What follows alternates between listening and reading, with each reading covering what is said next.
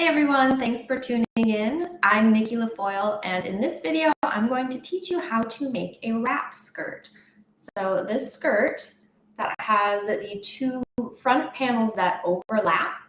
So it's a skirt that has a lot of, you've got a lot of wiggle room kind of for the fit, since it's not in one enclosed circle. It's got that overlap. And the closure of the skirt is just this tie that comes off the end of the waistband.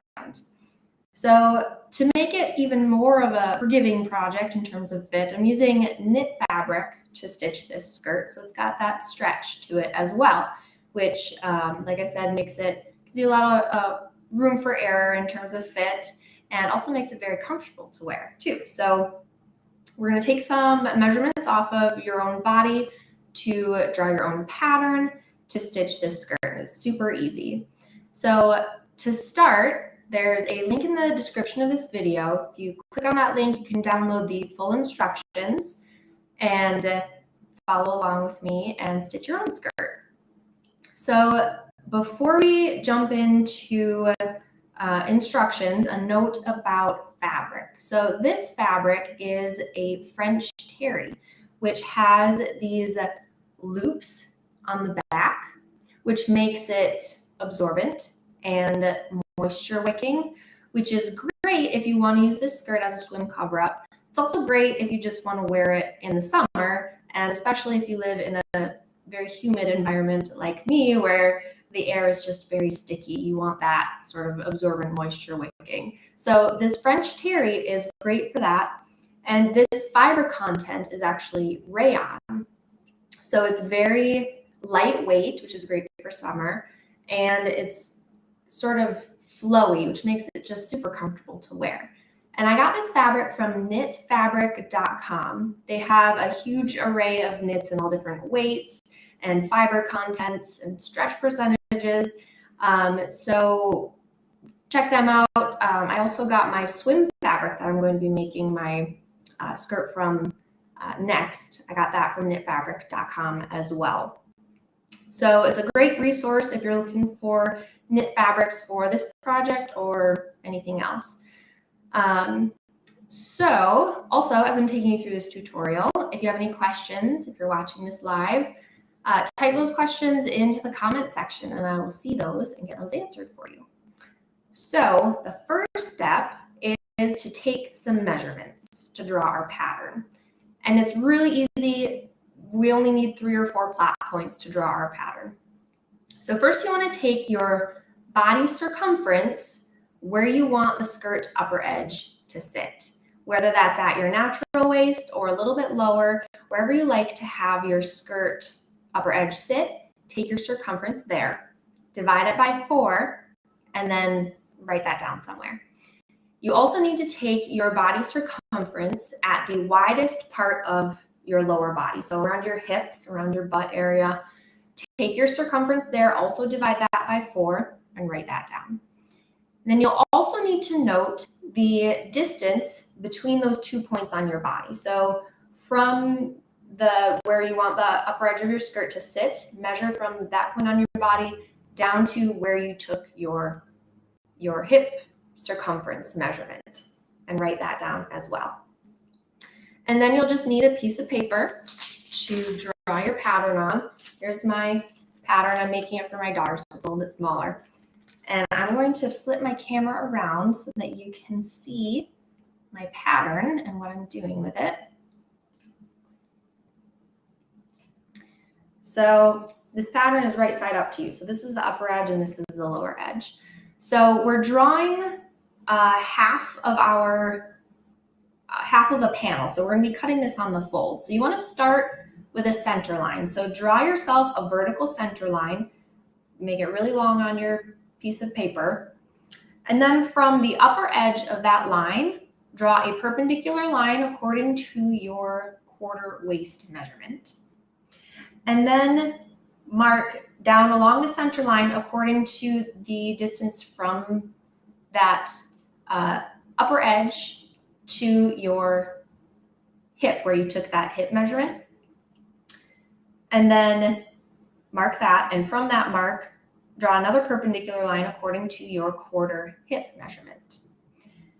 And then you can decide how long you want this skirt to be. It can be a maxi skirt if you want it to be. You can make it as long as you want.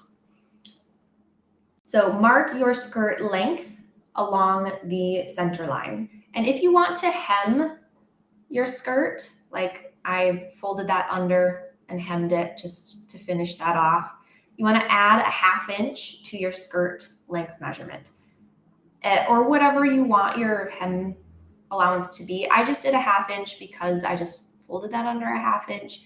It's knit, so it's not going to ravel. So this is the raw edge under here, but it's fine. It's got that nice finished look at the lower edge, and on the inside it's not going to ravel, so that's fine to leave right there. So I'm not going to hem my swim skirt because I want you to see the difference in how that looks when it's a finished skirt. So whatever the skirt length you want to be, mark that down along your center line. And then at the lower edge, draw yourself another perpendicular line according to your quarter hip measurement. So it's going to be a straight line along the side seam from your hip point down to the lower edge. And then, so you can connect those points with a straight line. And then up here from your waist point to your hip, it's going to be just a gentle curve. So you can kind of sketch that in freehand if you want, or you can grab your French curve ruler and give yourself a nice gentle curve to connect those points. And then you can see I've added my 1/2 inch seam allowance here. So here's my 1/2 inch along the side seam and along the upper edge. That's a 1/2 inch seam allowance up there. So there's your pattern. And if you want to make this in a woven fabric, you can definitely do that. You can use the same process, but you might want to add a little bit more along the side edge here, because knit fabric is going to stretch around you as you wear it. Woven fabric won't do that. So you might want to add a little bit more for what they call wearing ease, so that it's not, really tight and kind of constrictive to your body, even though, the overlapping structure of this skirt will allow some ease of movement. If you're using a woven fabric, I would add a little bit more to your measurement, to your circumference measurements. You might want to add an extra 1/4 to a 1/2 inch. Actually, since we're doing a quarter pattern here, I'd say just add maybe a 1/4 inch to these measurements here along the side seam. So there is your pattern. And so we're cutting on the fold, and we're going to cut 3 panels of this. So essentially we have 2 front panels and 1 back panel because we have that overlap in the front. So here are my 3 panels, and I've pinned them together along the side seam already. So here's my upper edge and my lower edge. So I've got my side seam there and my side seam there, and there are my 3 panels. And because I am using knit fabric, I have a stretch needle on my machine. So the stretch needle, or you can use a ballpoint needle, or you can use a jersey needle. Those 3 types of needles are designed for knit fabric, and they're designed to be gentle on the knit fabric and preserve the life of the fabric. So I always recommend using that whenever you're stitching knits. And for my thread, I'm using all-purpose thread. You can also use 100% polyester thread. Just don't use 100% cotton thread when you're stitching any knits, because cotton thread has no give at all. Polyester thread and all-purpose thread, which is a polyester core cotton wrapped thread, have just that little bit of give. They don't stretch, but it has a little give. It's like a little safety net for you if you don't build enough stretch into your seam and that seam stretches. You want a thread that will give you a little bit of a safety net. So I'm stitching my side seams. I've got right sides together. Stitching my side seams using my 1/2 inch seam allowance.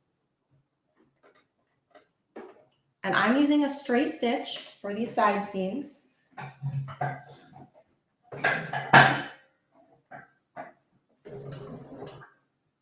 And back stitch at the beginning.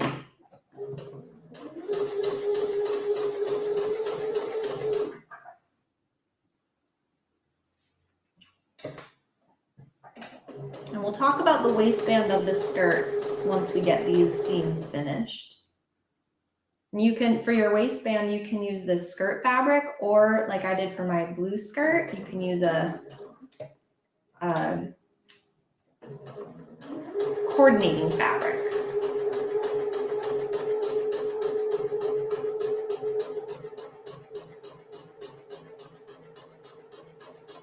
Now, this fabric, like I said, this is swim fabric.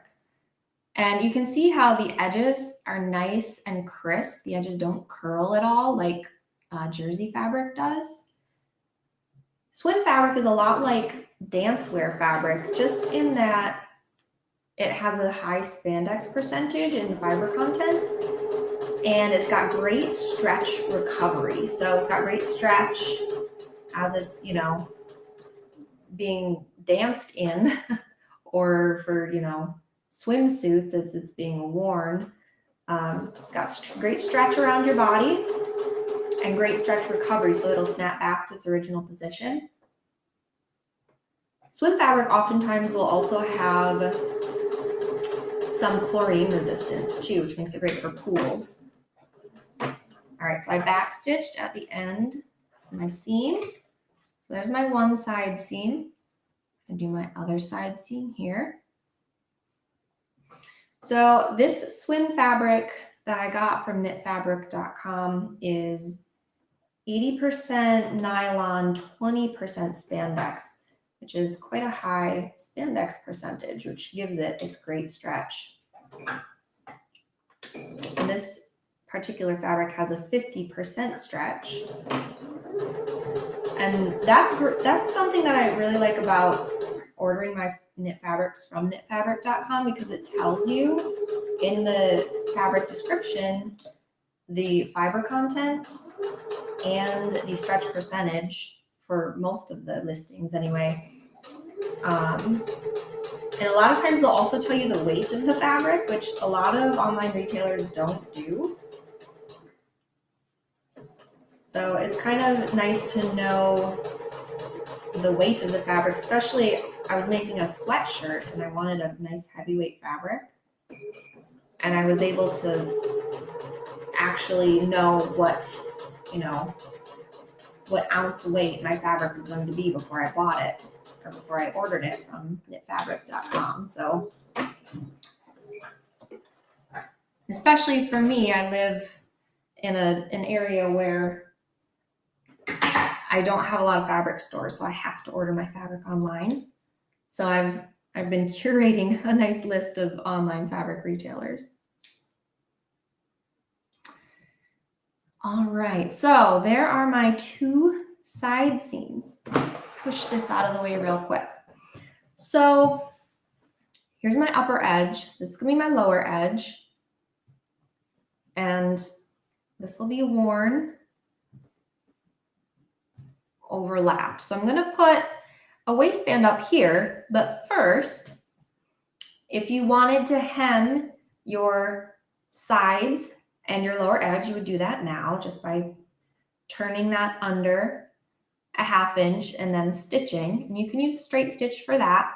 Since it's not a closed loop, the overlapping structure of it allows it to kind of open up as you're walking. So you're not going to pop that stitch or pop that seam. But before you hem, if you want, you can curve this lower edge like I did for this skirt. I kind of gave it a little tulip edge sort of to make it that nice curved shape. And I did it to both sides so that whatever side you overlap on top, it'll have that pretty curved edge. All right, I'm going to check my comments here. We have a question that says, is this an easy starter project? So I would say for a starter project, I wouldn't want to start somebody off if they've never sewn before. I wouldn't want to start them off on knit fabric because the knit has some stretch and you just have to be careful that your seams don't stretch out, and it's, you know, sometimes knit fabrics are real slinky. I would want to start somebody out on woven fabric. So if you wanted to do this project in a woven fabric, like I mentioned, just add a little bit more ease on the side seams, add, you know, a little more fabric, more measured, more space for movement to your circumference measurements. You could definitely do this in a woven fabric.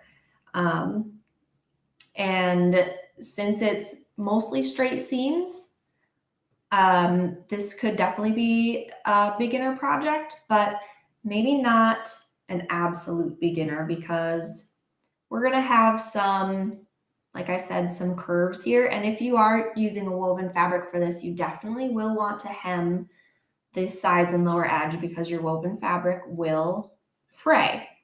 So to hem with a woven fabric, I like to do a double fold. So you'd have to add a little bit extra.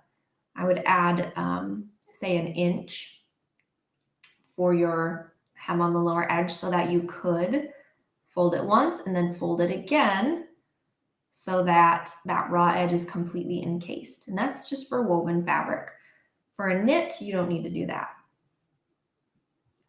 So before you hem, if you want to hem, or before we move to the next step, we're going to give this a little curve. This is optional. You can leave it, you know, kind of squared off if you want, but I like that curved look. So you can freehand it, just draw yourself a little curve, or you can take something that has a curve to it, like a plate, or you can use your French curve ruler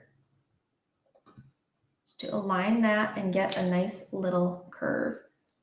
And actually, I'm gonna do my marks on the wrong side. It's an air erasable marker, so in theory the marks will disappear, but I'm always just a little bit leery of that because some fiber contents do not want to let go of marks. So I'm just going to trim my curve off this lower edge.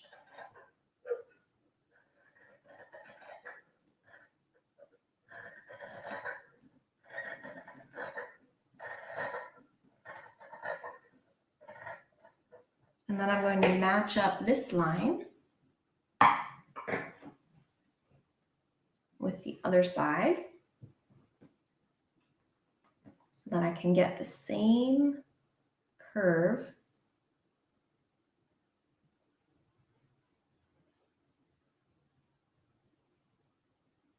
So I'm just aligning my upper edge, my lower edge, my sides.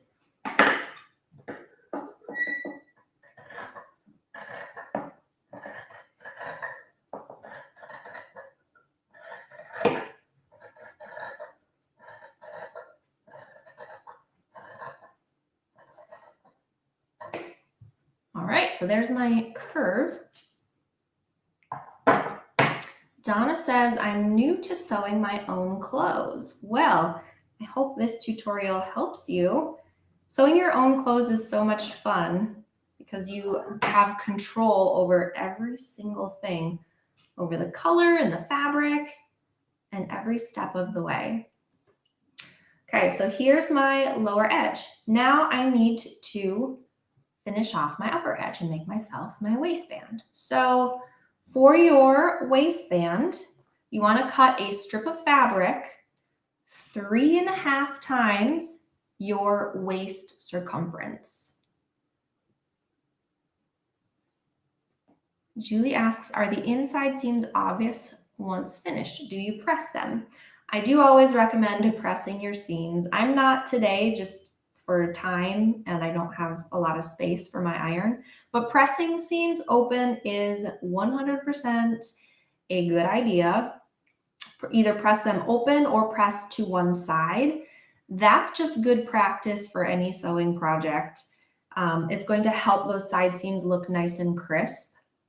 So definitely press your seams, but they're not going to be obvious once you wear them.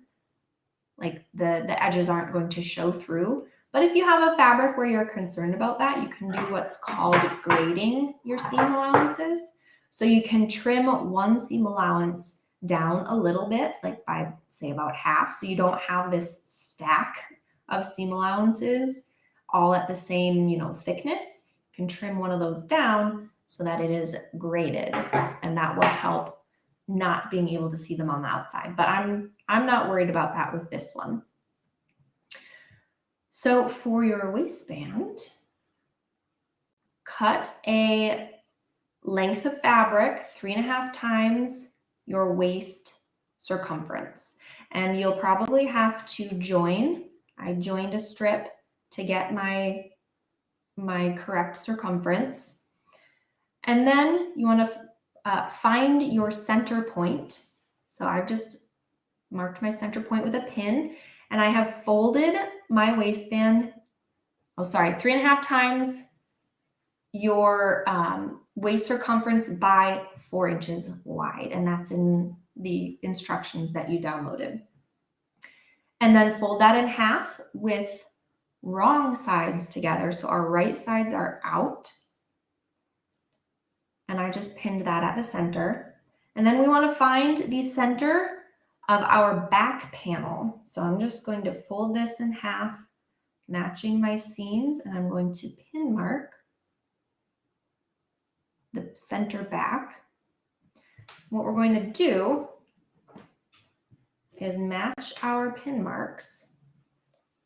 So I'm going to align my waistband on the right side of the skirt, and I'm going to match my pin marks. And then I'm going to pin this waistband along the skirt upper edge. And I like to pin parallel to my raw edge. And I'm going to use an absolute ton of pins because knit fabric can be kind of squirrely. So I'm folding this, my waistband is in half, and I'm just going to go along this upper edge.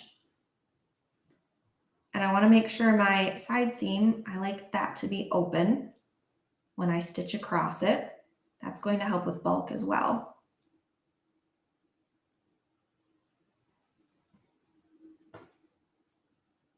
We don't want to stretch our fabric at all as we are pinning. We just want to align these edges.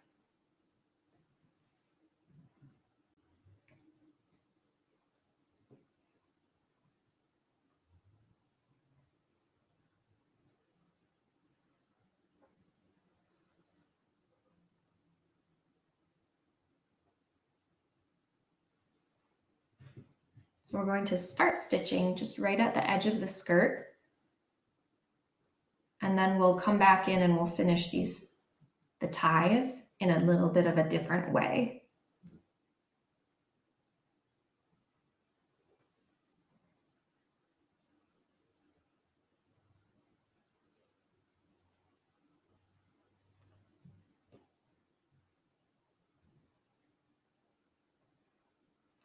We're going to stitch this seam using a stretch stitch because this is going to go around the circumference of our body. And whenever we're doing that with a knit fabric, we want to use a stretch stitch so that when the garment stretches, the seam will stretch with it. So you can use a zigzag stitch. You can use a triple step stitch, which the triple step stitch or the triple straight stitch is, it looks like a straight stitch, but it's 2 stitches forward and 1 stitch back, so it builds stretch into the seam. I'm just going to use a zigzag.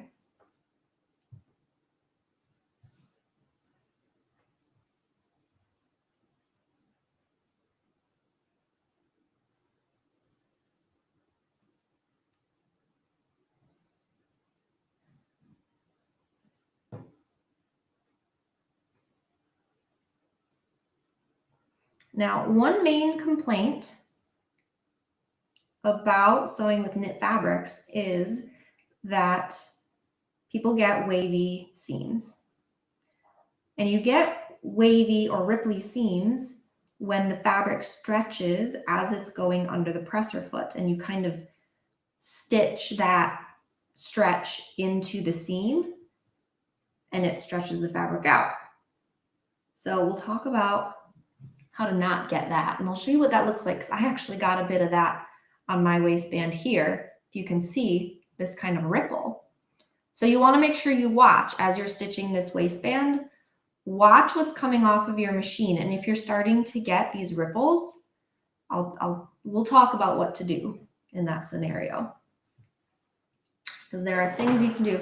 A lot of times pressing will help flatten that out, but I prefer to, rather than taking care of the symptoms, I prefer to, take care of the cause. All right, I'm going to switch to my zigzag stitch. And I'm starting at the edge of the skirt here. Got my waistband folded with wrong sides together, and I'm using my 1/2 inch seam allowance again.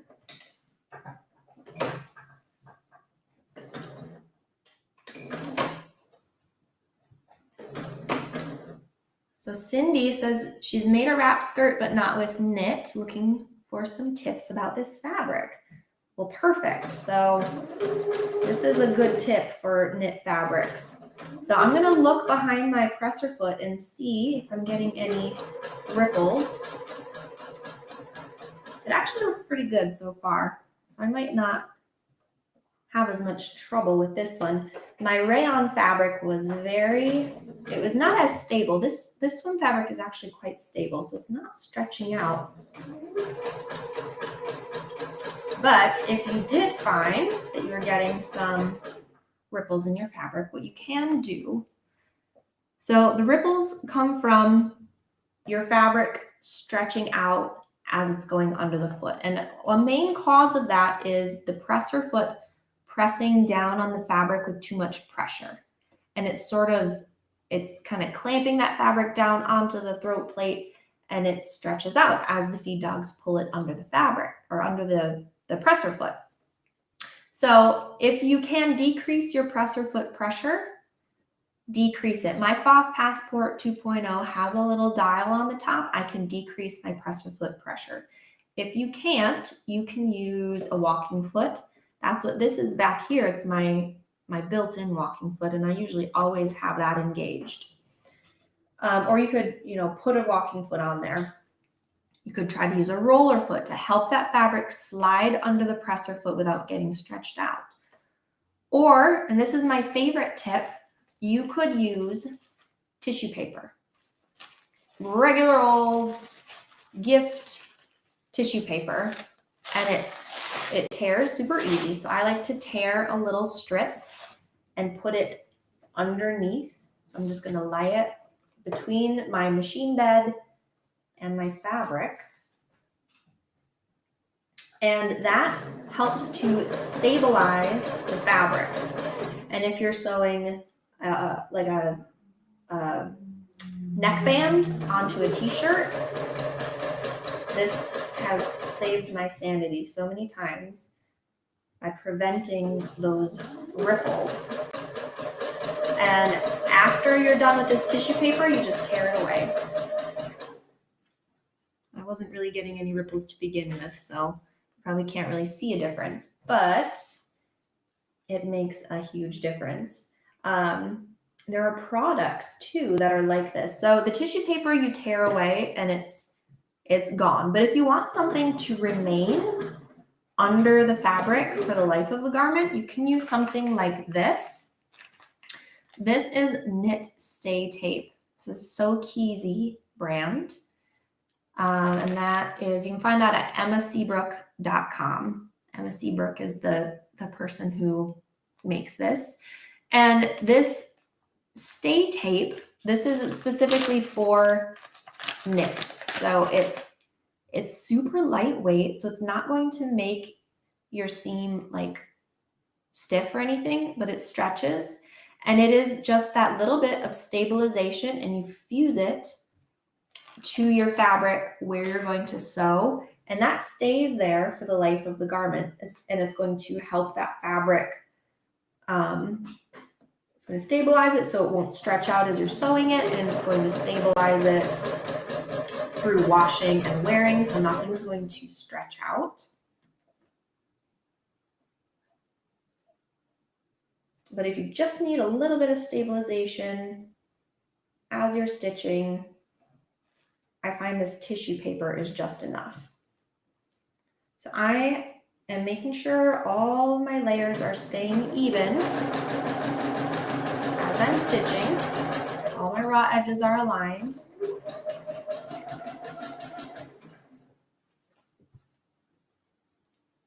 I'm going over a seam right now, so I'm making sure my seam allowances are open.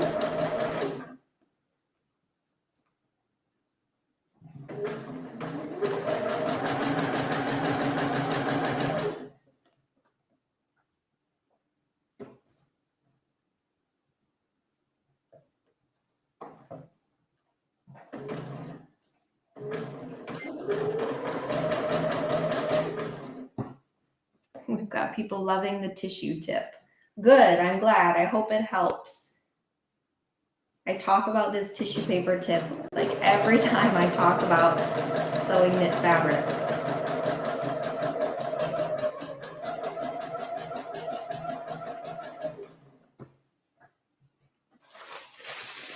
So I ran out of tissue paper here, so I'll show you. It just tears away. And it's, because it was a zigzag stitch, the tissue paper is kind of trapped in that zigzag formation. But that will, you can go in with tweezers and like pull it out if you want, or it'll kind of dissolve in the washer if you don't mind that going through your washer.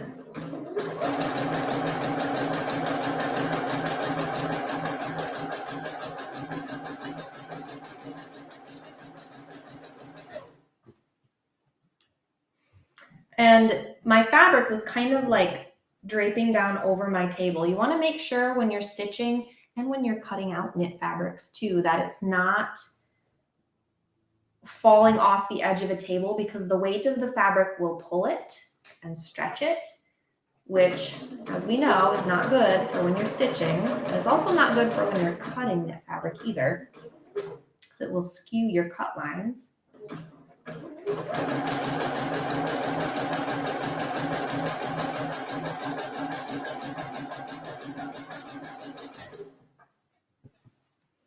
All right, I'm going over another seam, so I'm just making sure that that is open.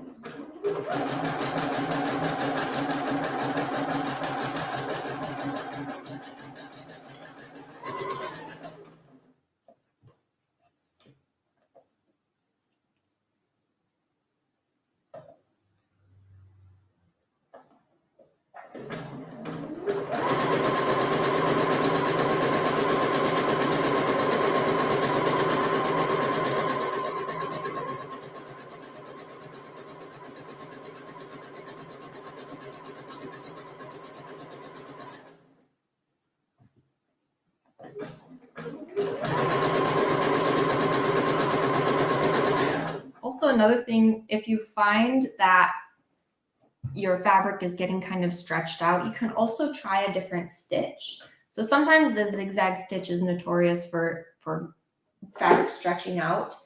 I have a stitch that is, it looks like a zigzag stitch, but it is, instead of the needle going one jump back and forth. It takes a couple of straight stitches on each zig and on each zag. So that's the one I'm using right now. And that one I found helps keep the fabric from pulling in between the zig and zag of the zigzag stitch. And it also might help keep your fabric from stretching out. So you can try a different stretch stitch as well. So we're coming up to the edge of the skirt here. So I'm going to back stitch. So there's my waistband connected to the body of my skirt. Now we still have this bit here of our tie. Now you could just have, continued on and stitched your tie like this with wrong sides together, but then you would have, the stitch and the raw edge showing, which is fine for a knit fabric. It's not going to ravel, but I kind of wanted to have a more finished look up by my tie. So to finish the tie, what we're going to do is we're going to fold the tie with right sides together to stitch the remainder of our tie. And so we're going to start, we want to leave, a couple of inches between the end of our waistband seam and the start of our tie seam, so we can turn it right side out.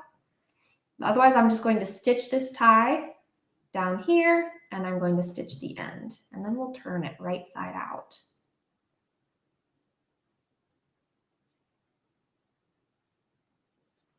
And I'm going to use a stretch stitch for this as well.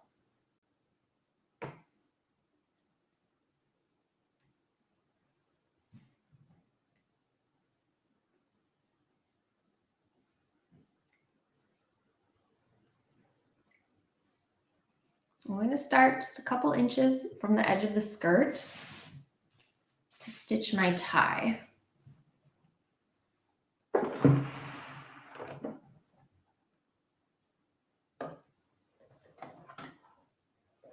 Still using our 1/2 inch seam allowance.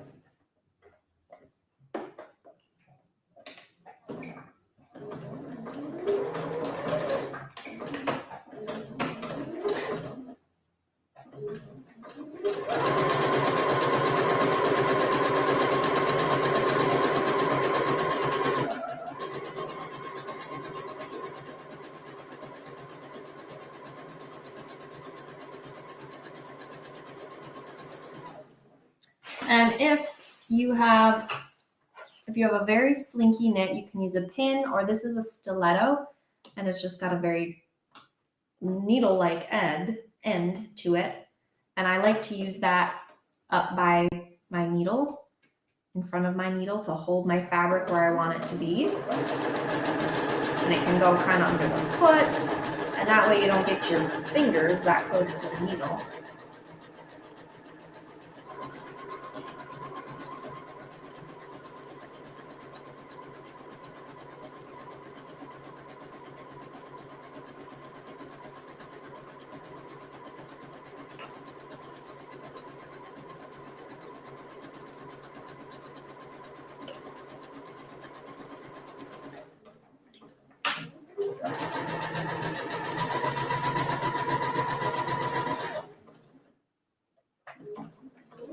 Anne asks, will this be available for replay? Absolutely it will. It's going to be on the Facebook page, and I believe it's also going to be on the YouTube channel. So you can come back and watch if you need to.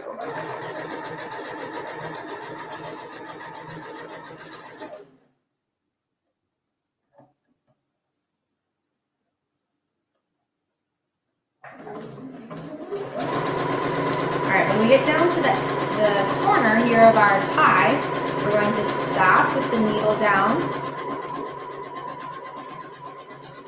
and we're going to pivot.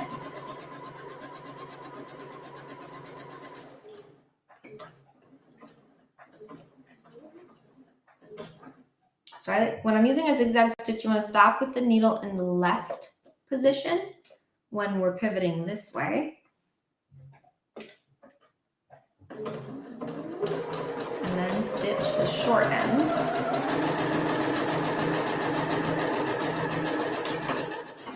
And I back stitch. So there's my tie all stitched.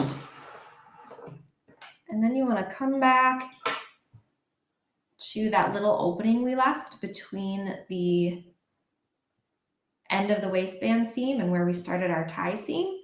We're going to reach in and pull our tie right side out.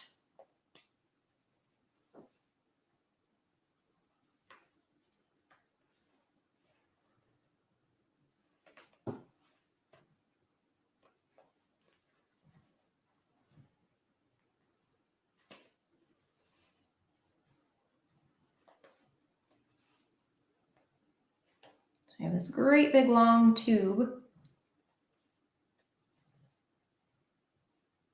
And there's my end of it. So I'm going to kind of roll those seam allowances out to the edge. And you can press this as well with the seam down at the lower edge. Give that a little press. And then we do still have this little bit of an opening. And because we went from wrong sides together to right sides together, it's sort of a little topsy-turvy here. We're going to have a little bit of, you can clip into that seam allowance if you want, but I just kind of fold those seam allowances under. And I'm going to bring it to my machine. You can hand stitch it if you want, but I'm going to bring it to my machine, and I'm actually going to use my triple straight stitch because it looks just like a straight line of top stitching. And I'm just going to do that for this couple of inches here, just to close up that opening. And it will still have stretch. So those 1/2 inch seam allowances are just kind of tucked inside. I'm going to use my stiletto to kind of hold my layers together. And I'm just going to edge stitch those folds.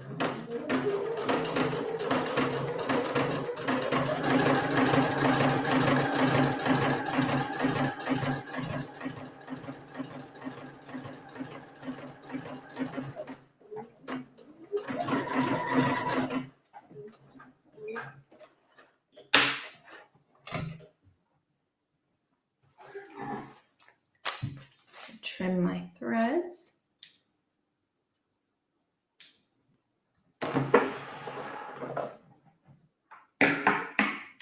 So when this comes off from the waistband and it sort of morphs itself into a tie, I'm going to have a little line of top stitching right there, which just closed up my opening, but I'm okay with having just a little bit of a top stitching line there.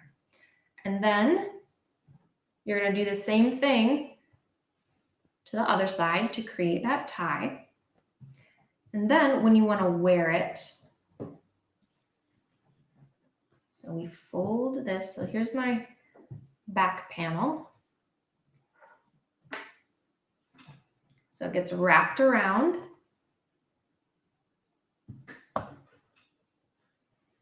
And those front panels overlap. And then your waistband from the underneath layer kind of, you pull that tie up and then that wraps around. And then your tie here will wrap around and come out to the front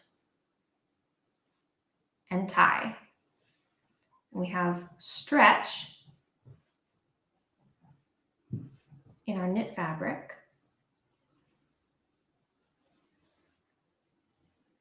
And that'll tie however you want it to tie. But when you wear it, so this little underneath layer, the layer that you fold in first, you just kind of pull that up and then wrap it around. So there's your skirt. And as you can see, I left this edge here raw, but if my camera would focus.